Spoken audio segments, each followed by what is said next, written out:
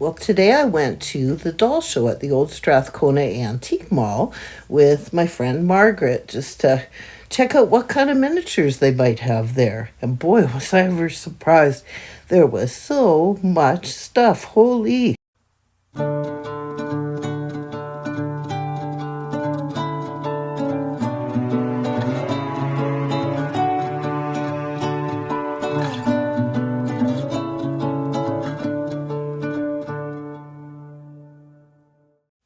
So all of the vendors at the old Strathcona Mall or Antique Mall put together this doll show. So it was a doll show and miniature show. So there was a little bit of everything there when it came to vintage and antique doll stuff. So it was quite a pleasure to go there. I actually didn't anticipate that it would be as large as it was, but there was like quite a lot of stuff there.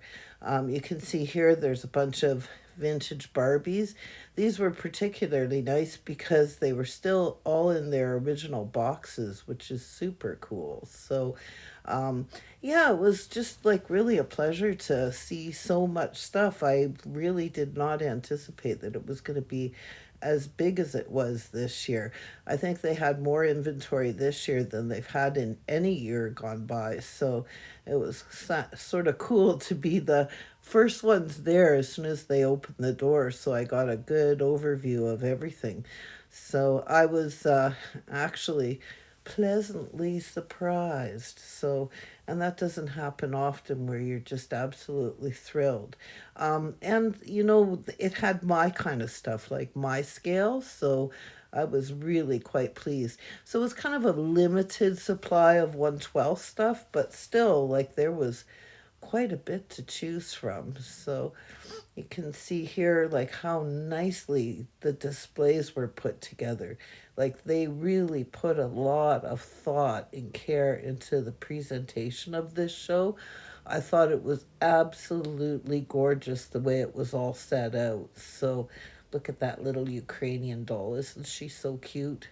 Dressed in her traditional regalia, and those chairs down there made out of clothes pegs. And then here's some little 1/24 scale furniture. And then these bins were just jam packed with like miniature stuff. I mean, everything that you could possibly imagine. And some beautiful Anne of Green Gables dolls there with braids.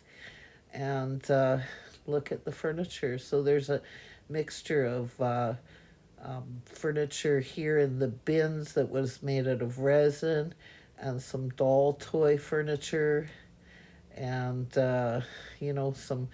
Well, that little green chair would have been made by Mattel, and yeah, a little bit of Strombecker.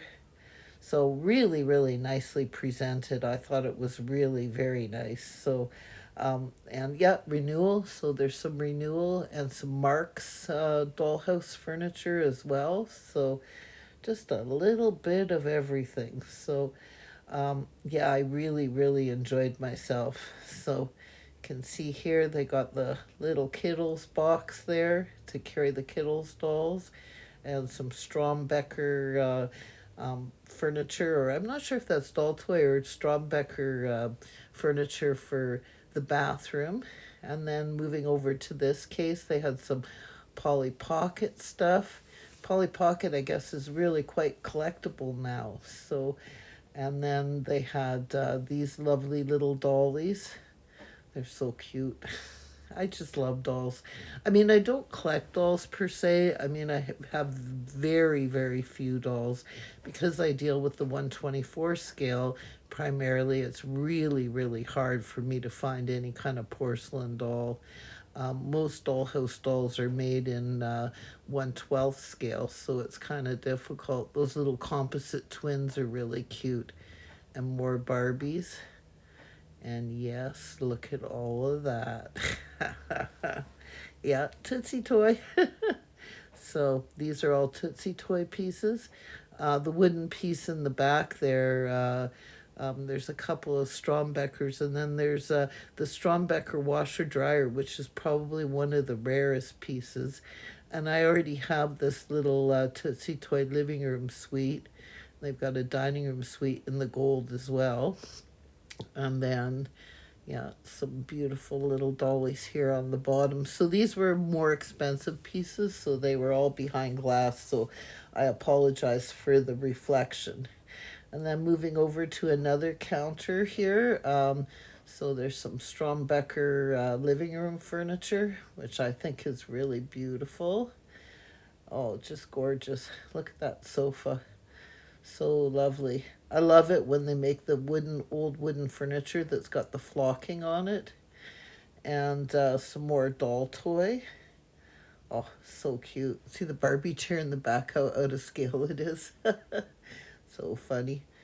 So, yeah, so there's kind of a mixture of 1/24 mixed in with 1/16 stuff, and some of it is 1/12. So you can see there that red furniture, that Strombecker in 1/12 scale, a little bit larger. So, yeah, I mean, there was just a really great selection of stuff to choose from. If you like vintage and antique dollhouse stuff, there was the gal that's got all the furniture. She's got quite a large selection that she bought in an estate sale, and she had bins and bins and bins of it. So I like the way they presented it by not putting all of the miniatures together, but rather kind of trying to color coordinate these displays.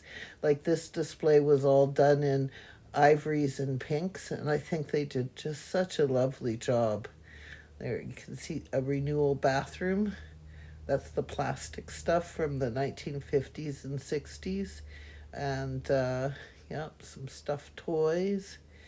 And you can see here they've got just a little bit of everything. Those renewal little cribs with the plastic molded babies in them are just, oh, they're so cute. And usually the babies are missing, so that's kind of cool that it's still in there. And I just love the way this display looked with the pink and ivory. You can see a little bit of Strombecker furniture there in the middle, the little beds and dressers and the baby crib and the little lamp all done in pink. Just lovely, just absolutely lovely. I wished I was super wealthy because I would have been able to get a whole bunch more than what I did get. So, but what I did get, I'm pretty happy with. You can see here a little bit more Strombecker, and there's a little baby in a pram. And just moving on to the next table. So beautiful. And again, some more renewal furniture or Mark's furniture. Those are all done in plastic.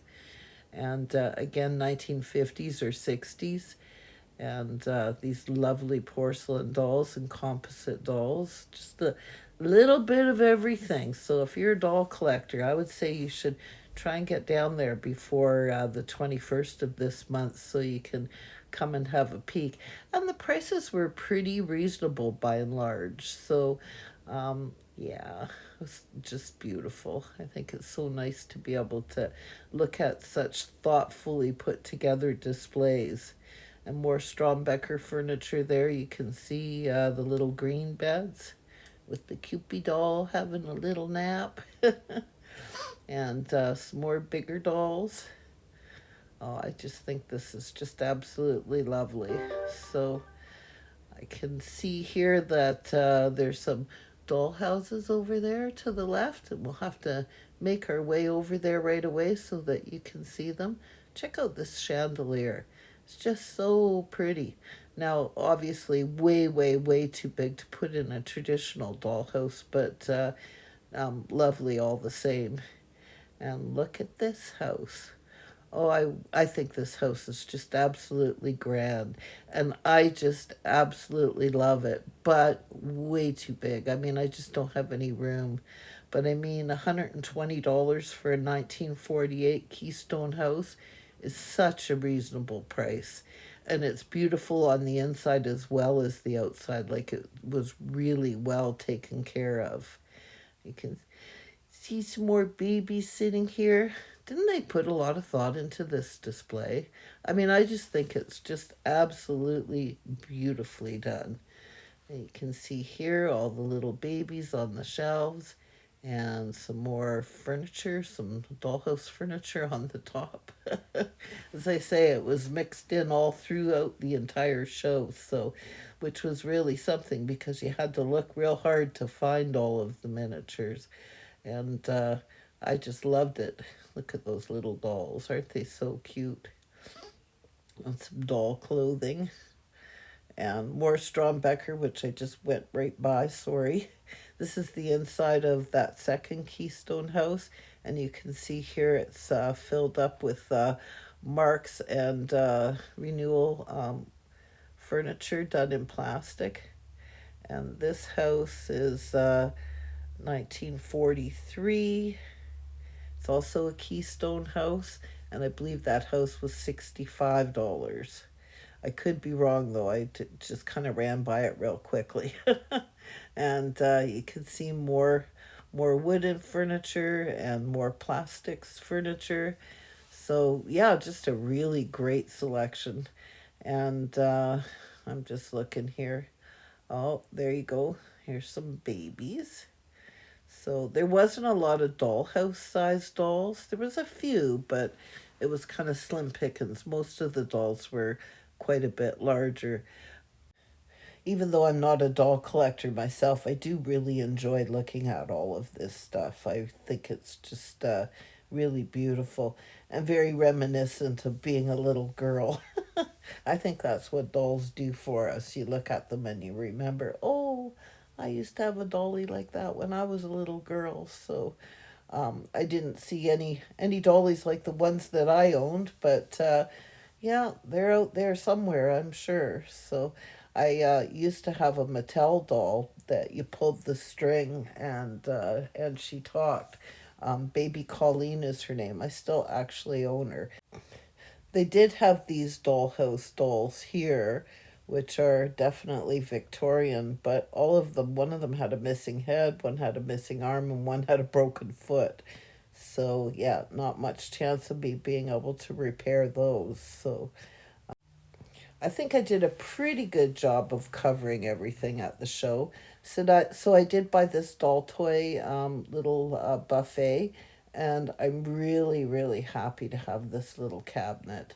And yeah, it's gonna go great in one of my kitchens. I'm looking to build up another kitchen. So I do have one similar to this that I got from Deb from Dollhouse Dilemma.